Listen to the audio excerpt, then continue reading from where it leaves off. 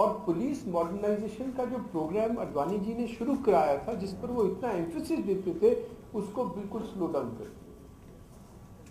और नतीजा अब ये है कि ऐसी स्थिति आ गई है कि रेड कॉरिडोर बन ही चुका है। नेपाल से आंध्रा तक जैसे नक्सलाइट्स ने कहा था हम बनाएंगे, उन्होंने रेड कॉरिडोर बना ही दिया। इसी तरह अब पिछले कल परसों आपने देखा कि उन्होंने सारी ट्रेन ही रोक दी। 4 घंटे के लिए ट्रेन सारी रोक दी। एक छोटा पुलिस स्टेशन पर वार करना एक चीज है, सारी ट्रेन को दिन में रोक देना।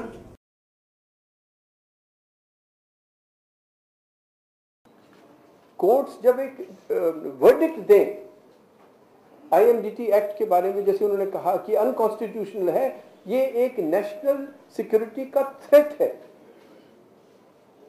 जिस एक्ट को इस्तेमाल कर ये बांग्लादेशियों को यहाँ रहने में हेल्प करते थे, मगर जनाब ये कुछ नहीं करते उस पर।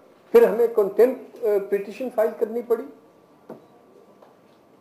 और फिर वही प्रोविजंस इन्होंने फॉरेनर्स एक्ट में डाल दिए। उसी तरह जैसे कि स्विस बैंक्स पर कुछ ना करना किसी चीज को उजागर करता है, इसी तरह आईएमडीटी एक्ट को ना ठीक तरह सुप्रीम कोर्ट को अवे करना, वो भी उजागर करता है इनकी पॉलिटिक्स को। सो नॉर्म्स को डिस्ट्रॉय करना, अंडरमाइन करना,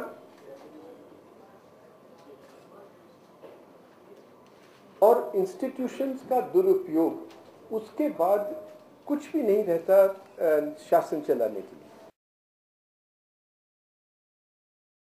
मैं ख्याल अगर हर एक इशू को आप इस तरह बीजेपी और कांग्रेस और एनडीए और यूपीए करेंगे, टेररिज्म के बारे में भी हो, नेशनल सिक्योरिटी के बारे में भी हो, स्विस बैंक, तो कभी भी आगे चीज नहीं चल सकेगी। मैं एक सेकेंड सर, हमें बिल्कुल कलर ब्लाइंड होना चाहिए। किसी का भी धन हो वो वापस लाना चाहिए, और वो ऐसी कड़े मतलब कठोर दिल से वापस लाना चाहिए कि पहले धन आए और फिर पहले नाम और कितने अमाउंट्स हैं वो सब पता लगे। उसके बाद जो कंट्री से धन इलीगली ले जाया गया है उसको वापस लाया जाए, और गवर्नमेंट डिसाइड करे कि वो जो जिन्होंने ये इलीगैलिटी कमिट की है उनका क्या करना है। इसमें देखिए कई चीजें हैं, ये डिसाइड करने की चीज है उस समय कंट्री के लिए, क्योंकि आप जानते हैं ये डॉक्टर ये मिस्टर चिदम्बरम वगैरह ने वॉलंटरी डिस्क्लोजर स्कीम्स कई बार की हैं, 2 बार की हैं।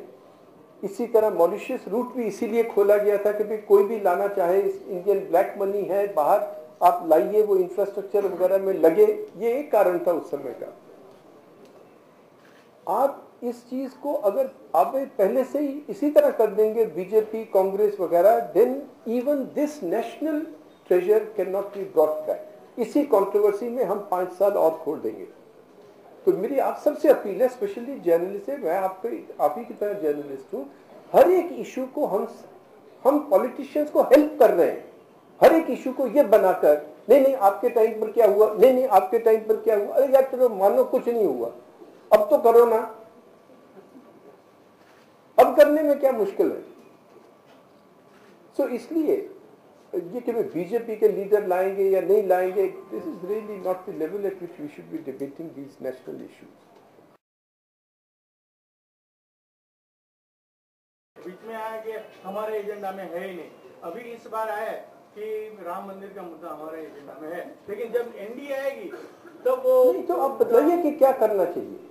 देखिए अब कोalition है, अब एक्चुअली मैं आपको रिफॉर्म्स की बात करता हूँ, थोड़ी ऐसे सेंसिटिव मुद्दे को ना देखिए।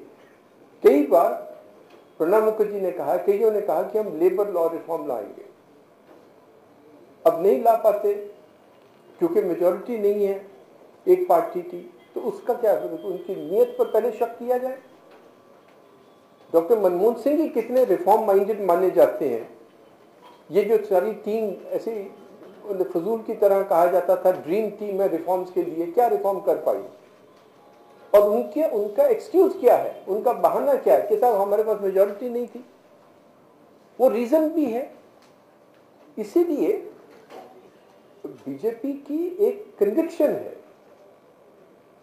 आर्टिकल 370 के बारे में है, आज ये राम मंदिर के बारे में है, सूडो सेक्युलरिज्म के बारे में है।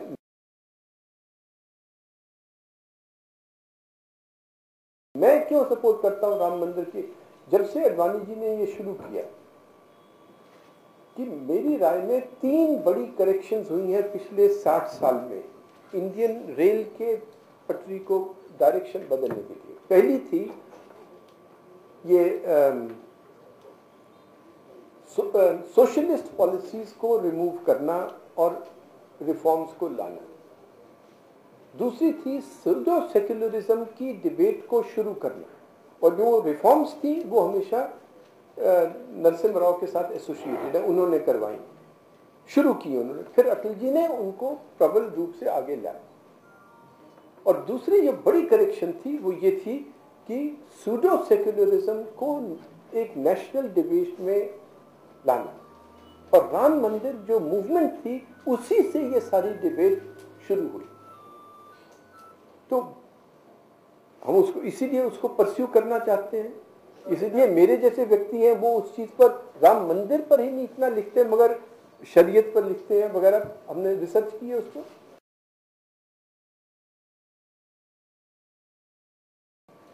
सोशलिस्ट पैटर्न में पंडित जी ने जो शुरू किया था कि हमारा बेसिक जैसे डैम्स बनाना, स्टील मिल्स बनाना, वो एक बहुत इंपॉर्टेंट कंट्रीब्यूशन था। पंडित जी जैसे एज होते गए और उसके बाद जो मिसेस गांधी आई, जिनको कि इन चीज़ों का पूरा अनुभव नहीं था, उन्होंने फिर एक लाइसेंस कोटा राज को इस्टेब्लिश कर उसको सोशलिज्म कहा। उससे मेरे अनुमान में हमें 25 साल हमने लूज किए, और चाइना का एक कारण हमारे से आगे होना, आज 1980 जब था, चाइना की इकोनॉमी हमारे से कम थी, उनकी पर कैपिटा इनकम हमारे से कम थी, आज 3 गुना है। और उसका एक कारण यह है कि उन्होंने अपनी रिफॉर्म्स 1979 में बिगिन की डेंग शाओपिंग ने, और हमने 1991 में कंपल्शन में बिगिन कर 3 साल की और उसके बाद रुक गए, और फिर अटल जी ने शुरू की और फिर रुक गए। ये मतलब है, इसलिए कोर्स करेक्शन उस सोशलिज्म का बहुत जरूरी था।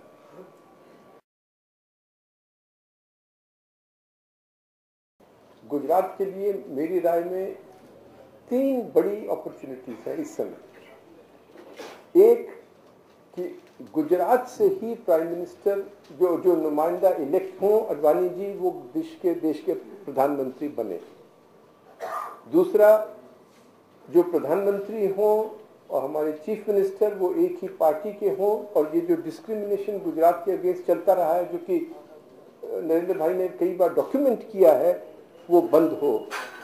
और मेरी राय में यही अपॉर्चुनिटी नहीं है कि भी इस बार का प्राइम मिनिस्टर आप गुजरात के लोग चुने, मगर अगली बार का प्राइम मिनिस्टर भी गुजरात से ही हो,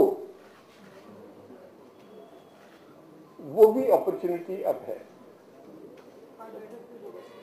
हाँ, next one, this one and the next one in, हाँ नरेंद्र